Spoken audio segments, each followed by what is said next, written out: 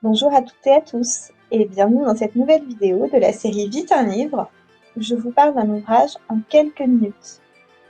Aujourd'hui, je voulais vous parler d'un de mes coups de cœur de ce début d'année 2022, Les monstres de Rookhaven, de Patrick Kenny, illustré par Edward Bettison, paru du coup en 2022 chez Lumen.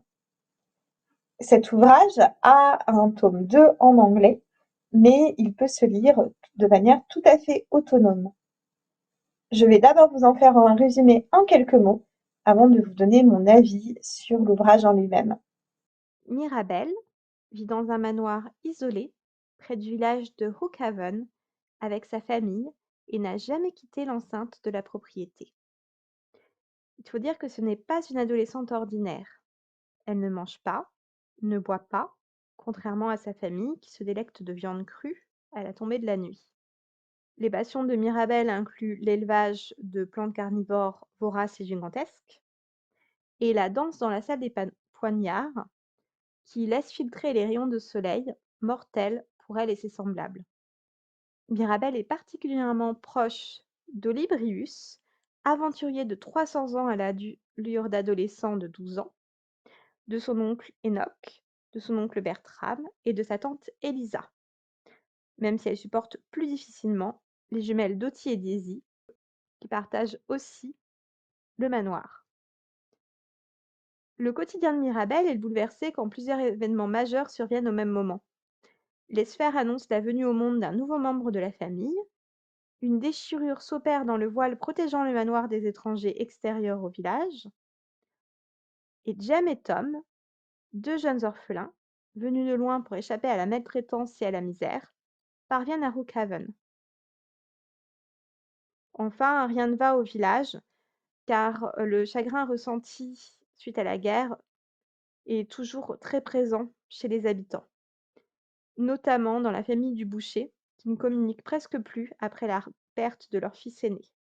L'ensemble de ces événements va conduire les habitants du manoir et du village de Rookhaven, ainsi que Jem et Tom, au-delà de grands dangers. Parlons d'abord de l'objet livre. Comme d'habitude, les éditions Lumen nous ont concocté un livre magnifique. La couverture capture superbement l'ambiance régnant dans le manoir, et cela ne s'arrête pas là. Les illustrations d'Edward Bettison se retrouvent également à l'intérieur de l'ouvrage. Elles ancrent encore plus le récit dans la lignée des romans d'horreur gothique dont il est issu.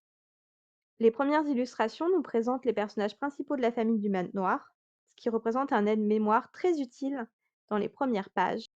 La narration alterne entre Mirabelle, Jem et Freddy, Freddy, le fils du boucher, et par moments un autre membre de la famille, dont je ne divulguerai pas l'identité pour ne pas vous divulgacher la suite du récit. Cette mixité de points de vue sert plutôt le récit. La thématique de l'altérité est en effet au cœur de l'intrigue. Ainsi, on découvre la manière dont chaque personnage perçoit les événements de manière différente, fait face à ses propres enjeux et cherche à comprendre ceux des autres. Si Mirabelle représente les habitants de la maison, Freddy les villageois et Jem les étrangers à Rookhaven, chaque adolescent va parfois se trouver en marge de son propre groupe. Les narrateurs sont aussi intéressants et appréciables les uns que les autres. Leurs histoires personnelles sont bien développées et tous ont des problèmes à surmonter. On prend donc véritablement plaisir de passer de l'un à l'autre. Allant de pair avec cette thématique de l'altérité, la monstruosité supposée des habitants du manoir est sans cesse questionnée de manière plus ou moins directe. Le rythme de l'intrigue est très bien dosé.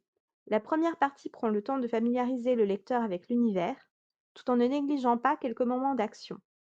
La tension va ensuite crescendo, et le dénouement du conflit final est surprenant. Pour résumer, Les monstres de Rookhaven est un excellent roman jeunesse. Il plaira à tous les jeunes et moins jeunes lecteurs adeptes de manoirs peuplés de mystères, de monstres qui n'en sont peut-être pas, et d'histoires d'amitié. À bientôt pour une nouvelle vidéo.